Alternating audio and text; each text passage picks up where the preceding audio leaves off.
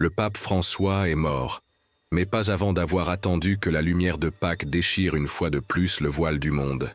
Ce n'est qu'après la résurrection, comme celui qui livre le dernier geste d'un scénario sacré, qu'il a permis à son âme de traverser la limite visible. Il est mort lundi, comme s'il disait en silence, « Maintenant qu'il est ressuscité, je peux me reposer ».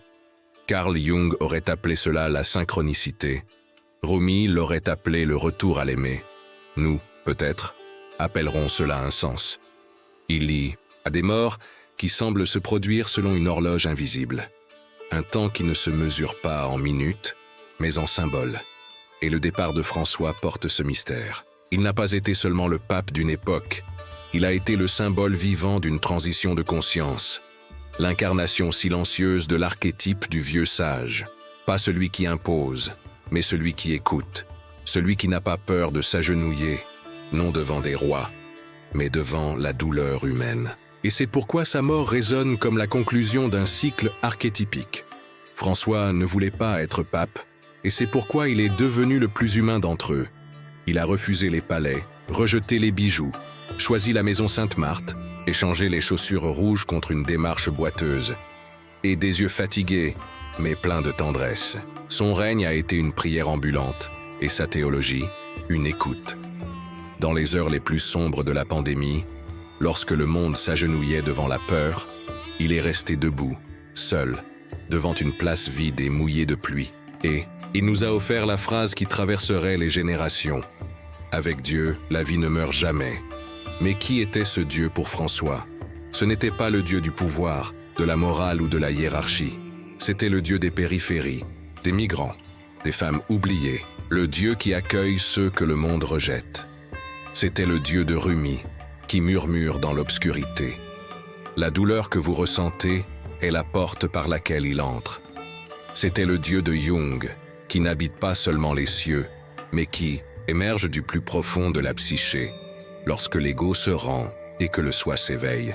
La vie de François a été, au fond, une traversée symbolique, et sa mort une offrande finale, non au prestige, mais au silence. Car il y a des gestes qui n'ont pas besoin d'être expliqués. Ils ont juste besoin d'être ressentis.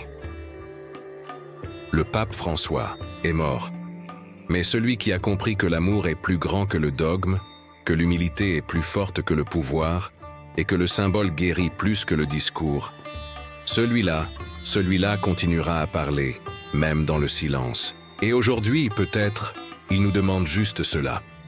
Écoutez, Carl Jung disait que lorsque l'esprit veut guérir une époque, il s'incarne dans des symboles vivants. Ces symboles ne viennent pas avec des trompettes ni des projecteurs.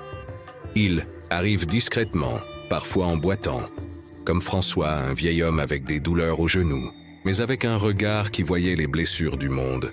Et peut-être est-ce pour cela qu'il est devenu, sans le dire, le vieux sage de notre génération, non pas le sage de la tour d'ivoire, mais le sage du chemin poussiéreux, celui qui trébuche, mais continue, celui qui n'offre pas des réponses, mais une présence.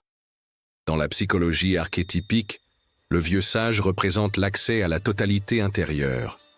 Il est l'envoyé du soi, la partie de nous qui sait, même lorsque l'ego est perdu. Il apparaît lorsque l'âme collective est en crise. Et il doit rappeler qu'il y a encore un sens. François est apparu ainsi, dans un monde fragmenté, polarisé, numérisé. Il a été une chair vivante. À l'ère des filtres, il a offert de l'authenticité. À l'ère du bruit, il a offert le silence. Rumi dirait qu'il a été comme la bougie qui ne crie pas pendant qu'elle se consume, car sa lumière ne venait pas de la doctrine, mais du geste. Et quel geste? Il a lavé les pieds de prisonniers, baisé les pieds de généraux, demandé pardon aux victimes que l'Église elle-même avait oubliées, a accueilli des femmes trans au Vatican et a dit « Elles sont filles de Dieu ». Ce ne sont pas des gestes politiques, ce sont des manifestations symboliques. Ce sont des images vivantes d'un type de foi qui ne peut plus tenir dans les dogmes. François n'a pas réformé la structure de l'Église, il a touché son inconscient. Et cela est infiniment plus puissant, parce qu'au lieu de déclarer que Dieu est amour, il a montré ce que l'amour est capable de faire lorsque personne ne regarde. Et on disait que les archétypes vivent en nous, mais qu'ils nous dépassent aussi. Ce sont des forces qui se déplacent à travers l'histoire et qui, de temps en temps, prennent chair. François a pris cette chair avec simplicité, mais à l'intérieur, il portait le poids d'un symbole millénaire. Il savait qu'il était en train de mourir, et pourtant, le dimanche de Pâques, il est apparu, visiblement épuisé, mais présent, comme s'il voulait voir le Christ ressuscité, avant de remettre son propre corps au mystère. Le lendemain, il est parti. Maintenant, le monde se demande, qui guidera? Mais peut-être que la question n'est pas celle-là. Peut-être que, comme le suggérait Jung, le véritable guide n'est pas à l'extérieur. Il est à l'intérieur. C'est le soi, le centre silencieux de l'âme, que nous ne réveillons que lorsque le vieux sage s'en va. Le pape François n'est pas seulement mort. Il a activé par son absence un appel, et maintenant c'est à nous d'écouter. Quand le vieux sage s'en va, ce n'est pas seulement un corps qui part, c'est un champ symbolique qui se retire. Carl Jung observait que la mort, lorsqu'elle est vécue consciemment, n'est pas une annulation. C'est une transmutation. Pour lui, la mort physique marque la dissolution de l'ego et la possible réintégration de la psyché à la totalité, ou, comme il le disait lui-même, au soi. C'est pourquoi le décès d'une figure comme François ne peut pas être traité comme une fin. C'est un passage, pas seulement le sien, mais le nôtre. Parce que le vide qui se forme maintenant, l'absence du geste, de la voix, du sourire doux, est aussi un miroir. Et un vide qui, pour Jung, est la condition pour que le nouveau naisse un Rumi, appelait cela le silence fertile, celui qui prépare l'âme à entendre ce que les mots ne peuvent pas dire. Le pape François est maintenant ce silence. Il n'y a plus de homélie, il n'y a plus de fenêtres par lesquelles saluer, il n'y a plus de pas boiteux dans la maison Sainte-Marthe, mais il y a une trace, et cette trace est faite de symboles vivants, de phrases simples, de gestes immenses, d'images qui nous traversent comme des graines invisibles. Rumi disait « Quand l'âme mûrit, l'absence devient un maître ». Et c'est ce que nous ressentons maintenant. L'absence de François ne génère pas seulement de la nostalgie, elle convoque la transformation. Parce que le symbole n'est pas comme une idée, il ne s'explique pas, il se manifeste. Et la manifestation que nous voyons maintenant est celle-ci. Le monde a perdu un guide extérieur, et c'est peut-être pour cela qu'il doit maintenant éveiller le guide intérieur. C'était l'enseignement le plus profond de Jung, et curieusement, aussi de François, bien qu'il n'ait jamais utilisé ces mots. Il nous invitait à regarder l'autre, non pas comme une menace, mais comme un miroir, à aimer, non pas avec des phrases toutes faites, mais avec des gestes qui ouvrent des blessures, pour que la lumière entre. Il nous a montré que Dieu n'est pas une idée, mais une expérience. Et maintenant, en se taisant, il nous offre la chance de faire de même. Se taire pour écouter le soi, se taire pour percevoir la vie, se taire pour peut-être découvrir que l'amour continue de parler, même lorsque le pape n'est plus ici. Il ne s'agit pas seulement de tristesse, mais de révérence. Car lorsqu'un symbole de cette envergure s'en va, l'âme du monde s'incline. Et ce qui vient après, c'est une écoute différente, plus profonde, plus honnête, plus nôtre. Carl Jung disait que l'individuation commence lorsque nous cessons de projeter sur les autres ce qui vit déjà en nous. François, pendant 12 ans, a occupé ce lieu symbolique. Il était le miroir vivant d'une compassion que beaucoup désiraient, mais qu'ils avaient encore peur d'accéder. Maintenant qu'il est parti, la projection se dissipe, et le miroir devient une invitation. Que ferez-vous de ce que vous avez vu en lui? Parce qu'on n'hérite pas d'un pape, on hérite d'une posture face à la vie. Et la posture de François était claire. Il regardait ceux que personne ne voyait, il embrassait ce que d'autres rejetaient, et il nous rappelait discrètement que la spiritualité n'est pas une fuite. C'est une présence radicale. Il ne nous a pas laissé un dogme. Il nous a laissé une direction. Et cette direction n'est pas dans les livres. Elle est dans l'écoute. Écouter l'autre, écouter le monde, écouter son propre cœur. Dans la psychologie de Jung, cela marque le début du véritable travail intérieur. Laisser l'ego se taire et permettre au soi, cette instance profonde et divine qui habite l'âme, de commencer à guider. C'est lorsque l'individu commence à vivre de l'intérieur vers l'extérieur, non plus conditionné par ce qu'on attend de lui, mais enraciné dans ce qu'il est né pour être. François faisait cela naturellement, et en le faisant, il nous montrait une carte. Rumi compléterait « Ne cherchez pas l'amour à l'extérieur de vous. Il est à l'intérieur, dessiné avec des lignes invisibles, attendant que vous le reconnaissiez. » Ce que François a fait, en réalité, c'est ouvrir des portes pour une église plus humaine, des portes pour une spiritualité qui marche, des portes pour une conscience collective plus compatissante. Et maintenant, ces portes restent ouvertes. Mais il n'est plus là pour les tenir. C'est à nous de les franchir, ce ne sera pas facile. Le monde crie encore, la foi divise encore. La précipitation empêche encore le sacré de fleurir. Mais le souvenir de François, non pas en tant que pape, mais en tant que symbole, peut nous en rappeler la leçon. Le plus petit geste peut contenir une éternité. L'étreinte que nous offrons, le pardon que nous accordons, l'écoute que nous offrons. Tout cela est spirituel, tout cela est réel. Jung disait qu'il y a des moments dans la vie où l'archétype du sage se retire.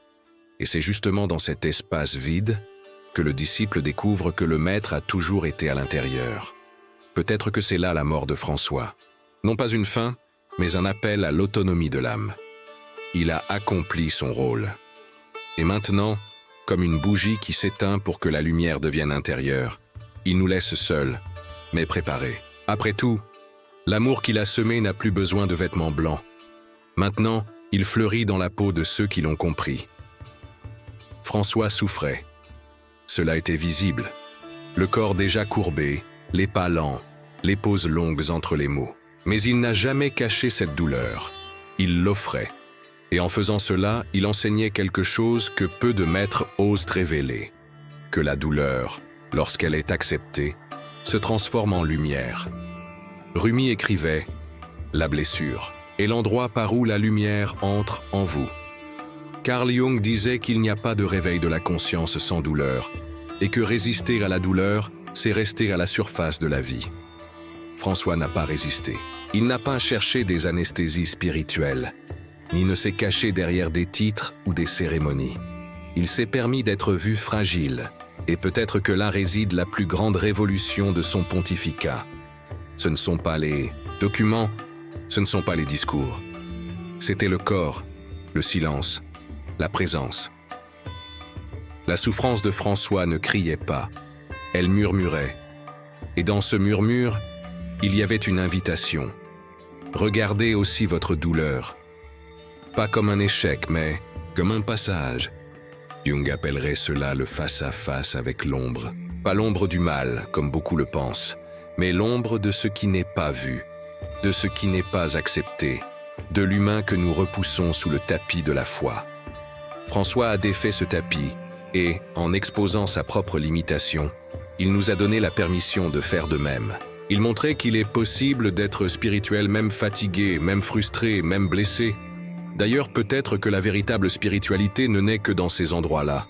Rumi nous rappelle « Vous êtes né avec des ailes. Pourquoi ramper à travers la vie ?» François ne rampait pas, mais il ne volait pas non plus. Il marchait lentement avec la douleur et pourtant il avançait. Chaque apparition de lui durant ces dernières années était presque un poème incarné. La peau douloureuse, le sourire présent, le regard profond. C'était comme s'il disait « Oui, ça fait mal, mais je suis toujours là. Et c'est pour cela que cela vaut la peine. » Dans la psychologie profonde, c'est plus que de la résilience, c'est de la transcendance. Parce que transcender, ce n'est pas échapper, c'est passer à travers, c'est amener la douleur au centre. Et là, la laisser être transformée, François a transformé la sienne. Et ce faisant, il a transformé la nôtre aussi. Il n'a jamais demandé de pitié. Il a demandé de la présence, n'a jamais voulu d'applaudissements, voulait du silence. Et aujourd'hui, avec sa mort, peut-être que c'est cela qui résonne encore. Le souvenir que la souffrance, lorsqu'elle est accueillie avec conscience, ne détruit pas. Elle raffine. C'est dans la blessure que la lumière entre. Et c'est par les blessures de François que l'amour a pu passer. Mourir le lendemain de Pâques. Pour beaucoup, cela semble un hasard. Mais pour ceux qui écoutent la vie avec les oreilles de l'âme, Il est impossible de ne pas voir le symbole. François a attendu. Il a vu la résurrection se produire une fois de plus. Et puis, il est parti. Cao Jung affirmait que la psyché humaine est structurée autour des mythes et que les grands événements portent des archétypes vivants, même lorsqu'ils ne sont pas planifiés consciemment. La mort de François après Pâques est l'un de ces événements. Ce n'est pas seulement de la chronologie, c'est un langage symbolique. Il s'est dit au revoir juste après le dimanche de la rénovation. Non pas comme celui qui fuit, mais comme celui qui remet. Comme s'il disait « Le Christ est ressuscité, maintenant je peux partir ». Jung appelait ce type de passage un rite de transition. C'est lorsque la conscience collective est traversée par un geste si simple qu'il devient universel. François est parti au moment exact. Et cela nous oblige à ressentir, plus qu'à comprendre, que sa vie a été un mythe incarné. Le mythe du sage qui marche avec le peuple porte le message, accueille les douleurs et part discrètement, après avoir accompli sa mission. Rumi écrirait cela d'une manière encore plus belle.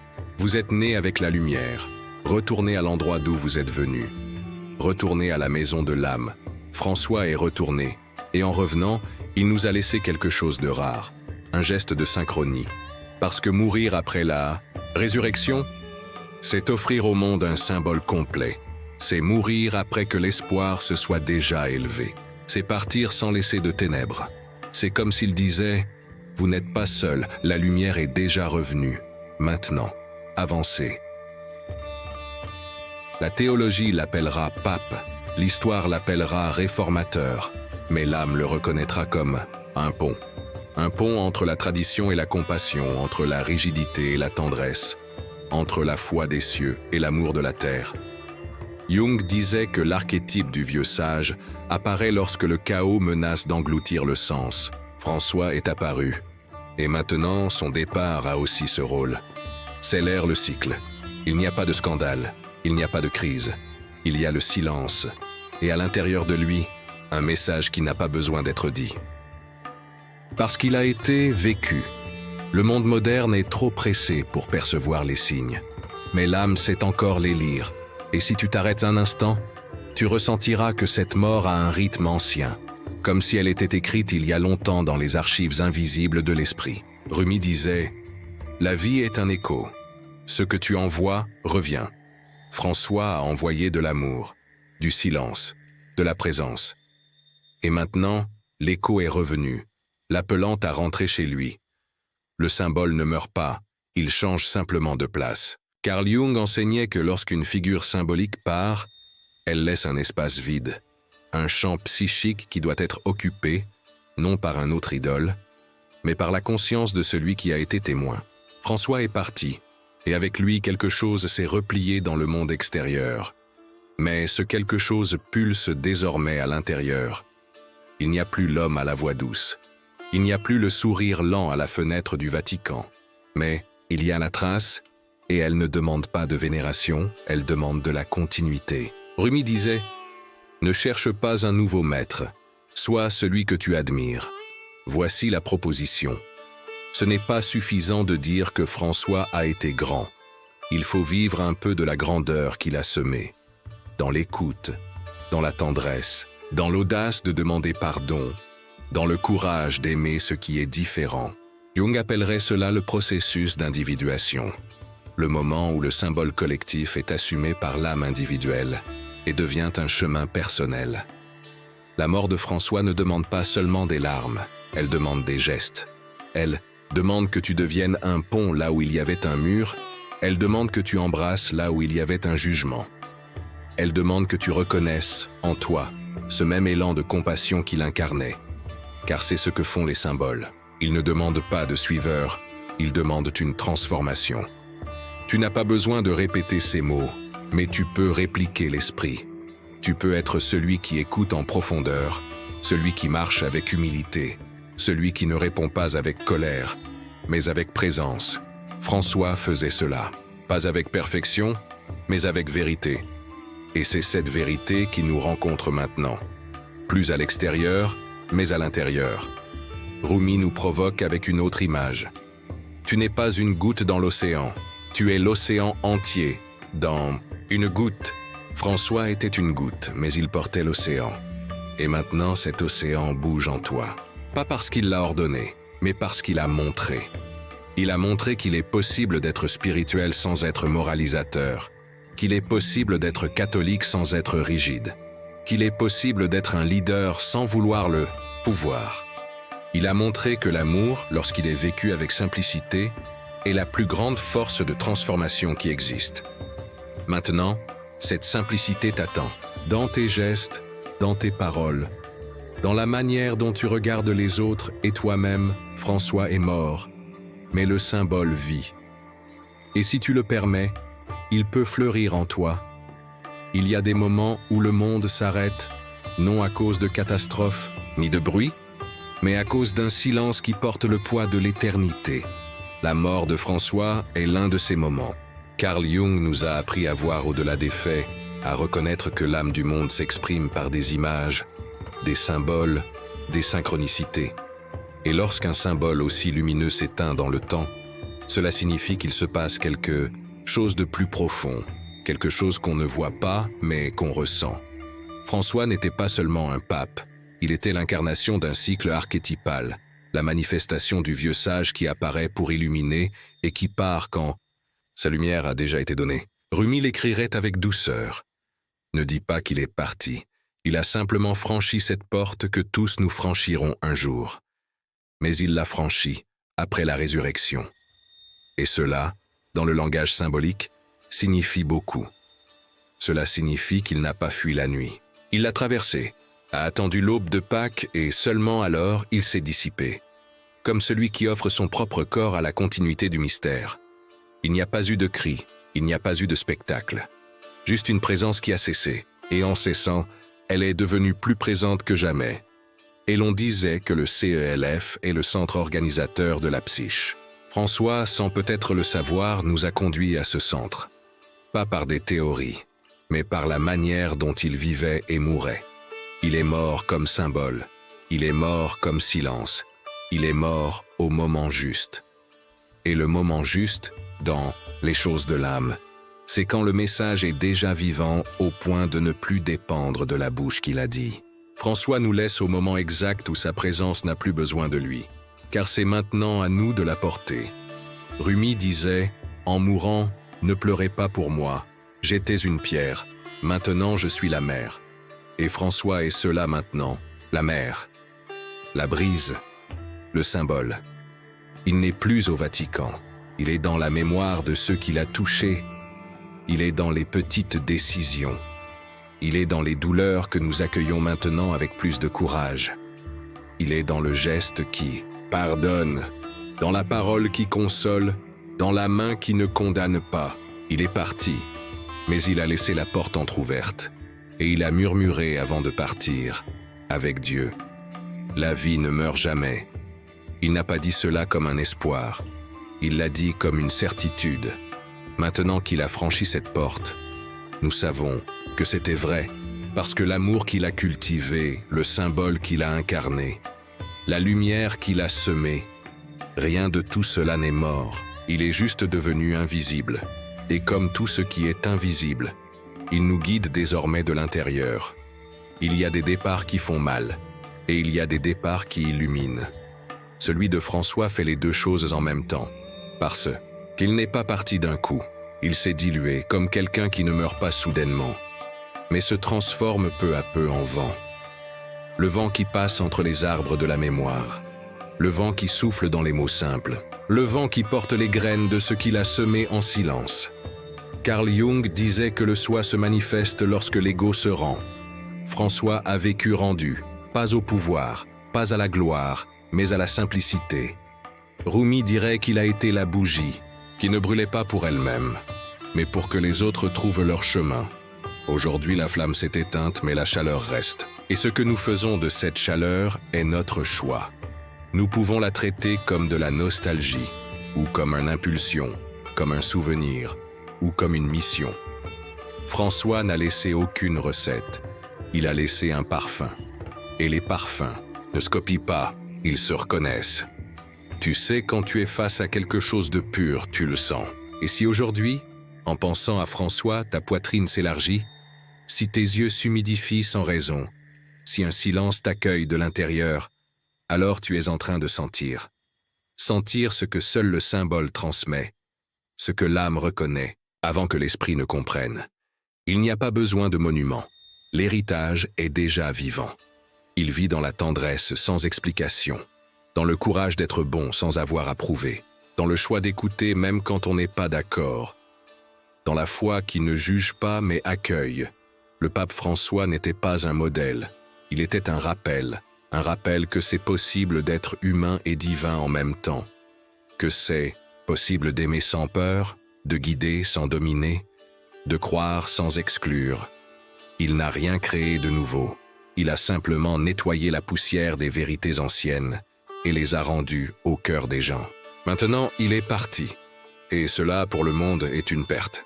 Mais pour ceux qui ont compris, c'est un passage. Jung dirait que nous sommes prêts. Rumi sourirait et chuchoterait. Ne le cherche pas à l'extérieur. Il est dans tout ce qu'il a touché avec amour. François ne sera pas remplacé, car les symboles n'ont pas de copie. Mais il peut être continué. Dans chaque geste qui porte la présence, dans chaque choix né du silence, dans chaque parole qui récupère ce qui lie, et de plus sacré, la dignité de l'âme humaine. Ce fut le dernier souffle de François. Et maintenant, le vent est avec toi. Le pape François n'est plus parmi nous. Mais tout ce qu'il a laissé respire encore. Il ne respire pas dans les marbres, ni dans les monuments. Il respire dans le geste de celui qui pardonne, dans le silence de celui qui écoute, dans la foi de celui qui ne juge pas. Carl Jung nous a appris que l'archétype du vieux sage ne meurt pas. Il se retire simplement pour que le disciple s'éveille. Et lorsqu'il part, ce n'est pas une absence, c'est un appel. François est parti, et maintenant il est avec nous. Avec moi, avec toi, avec tous ceux qui, même sans mots, sentent qu'une partie d'eux s'est ouverte. Rumi dirait « Sois comme une bougie qui, même après avoir été éteinte, continue à réchauffer la mémoire de ceux qui ont vu sa lumière. » Aujourd'hui, François est cette bougie. Il n'éclaire plus de l'extérieur, mais réchauffe de l'intérieur.